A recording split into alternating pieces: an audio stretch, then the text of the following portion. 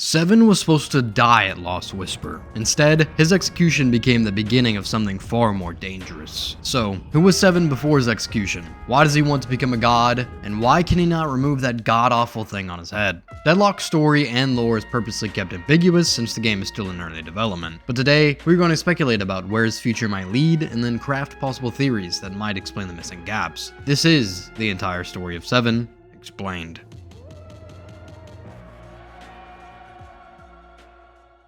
Look on the face of your new god. Seven's story as we know it begins at his planned execution. It is unknown what he did to land himself at Lost Whisper, which is described as an oubliette for the most dangerous of occultists. But I'm guessing it had to be pretty bad, since 7 different nations' most powerful ritualists came to place wards on him, not only to prevent any interference from stopping the execution, but also to entirely obliterate Seven's soul, so that once he was executed, he could never be contacted, resurrected, or used by anyone looking to follow in his footsteps. However, as we know, this execution failed. Everyone, including the one who allegedly captured Seven, Scotland Yard's most premier occult investigator, was massacred by Seven.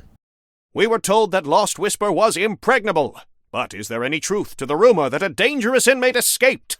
The New York Oracle investigates. Seven's botched execution tells us a few things. 1. Either Seven was stronger than every single ward placed on him, or he had planned around them. And 2. Seven's captors were terrified enough to want to obliterate him and his soul completely. This is why the word oubliette is so powerful when describing Lost Whisper, since he wasn't just jailed, but practically buried from the world, which implies that whatever he did, or maybe whatever he knew, was too dangerous. And Seven's laughter at the botched execution implies that he was planning this. Furthermore, we know that it's not that easy to escape from Lost Whisper, because Viper is another character who is notorious for escaping prisons, but even she avoids getting sent to Lost Whisper.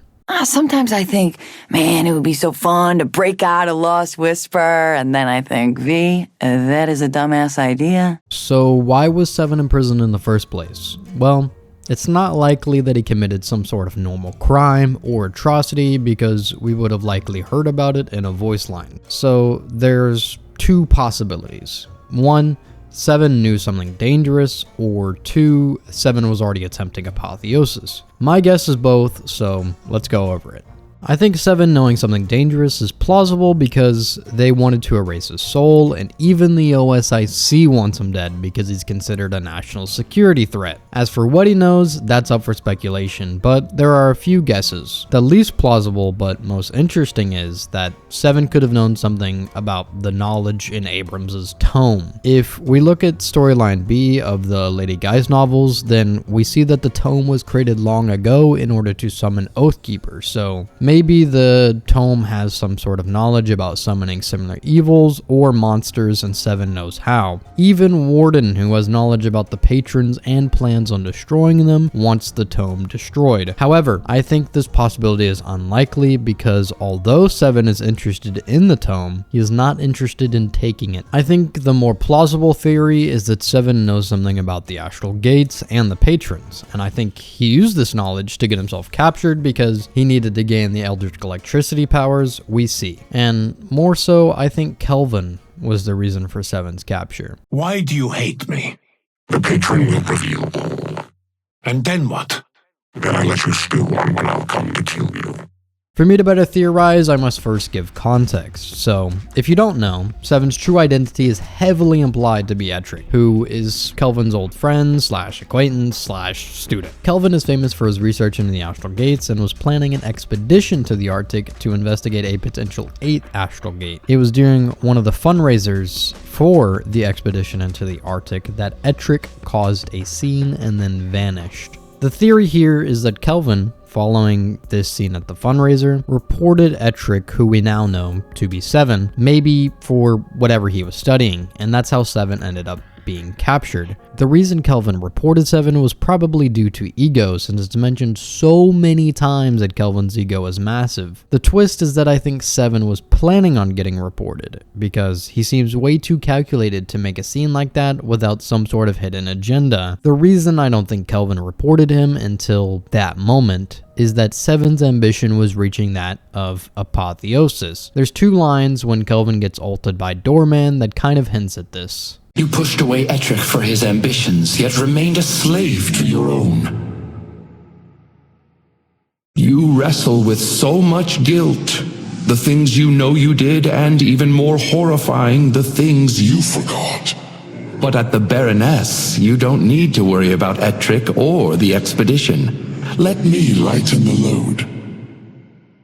Seven knowing something about the patrons is also entirely plausible, since he would not enter the ritual without some sort of plan. And not to mention that Seven also knows that the doorman is not normal. Side note, if you want to see a doorman lore video in the future, make sure to comment so that I know, and while you're down there, consider subscribing. It really helps a lot. Anyways, I don't think Seven is just some servant in the ritual. I think he's either studying how the patrons are summoned, or he's going to do something similar to what he did at Lost Whisper and literally steal their power. And as for theories into how Seven became who he is, that's kind of where it ends because of what little we know about the lore and how much it could change. But that's not to say that's where his story ends. Seven has so many interesting interactions with other characters that could potentially reveal more about him. Like, for example, Seven is actually able to speak the Ixian language. Apollo. Which I'm pretty sure he's the only non-Ixian so far we have seen be able to speak the language. Even Infernus, who's literally Ixian, isn't able to speak it. Sarosikala, Infernus. You having a stroke, son? You don't know Ixian? English is the only language my parents will speak around me. So they just want to abandon our culture? But you'd have to ask them. All I know is that if my parents thought living in Ixia was so great, they never would have left. Speaking of Infernus, Seven does not like those who have power but choose not to exercise it. So that includes characters like Dynamo wanting to throw away his star body, McGinnis for seemingly wasting her talents at Fairfax Industries, and Celeste for hiding her powers at a circus sideshow. On the opposite end of the spectrum, he respects those like Ivy and Vindicta who choose to take action to change the world around them. Seven also seemingly doesn't like it when people, in his eyes, waste their powers, like the Paradox organization. For all the might your organization wields, you waste it on publicity stunts. We don't need to explain ourselves to you. I would settle for you explaining it to anyone. There's also a notable interaction that Seven has with Graves where he warns her that her mentor is just using her, and that if she continues on the same path, she will end up dead. Even though Seven gives the reason for warning her is that he hates to see talent wasted. A bit of theory here is that this is rooted in Kelvin being Seven's mentor for a while, and that these lines kind of hint that Seven feels that Kelvin used him and tried to get him killed. I'd like to see how the interactions between Seven and Graves flesh out more in the future once the lore is more finished, because Graves hints that she would like to be Seven's intern, which could mean a lot of things, so I'm curious to hear your theories in the comments. Beyond that, Seven also warns Rem about the OSIC, saying that they will not help Rem get home, so Seven does seem to have somewhat of a soft side for characters like Rem and Graves. Creature, listen to me. My name's Rem. Fine. Rem. Listen to me. If the ritual fails and you're on your own, stay away from anyone who mentions the OSIC. Why? They will not help you get home. Trust me.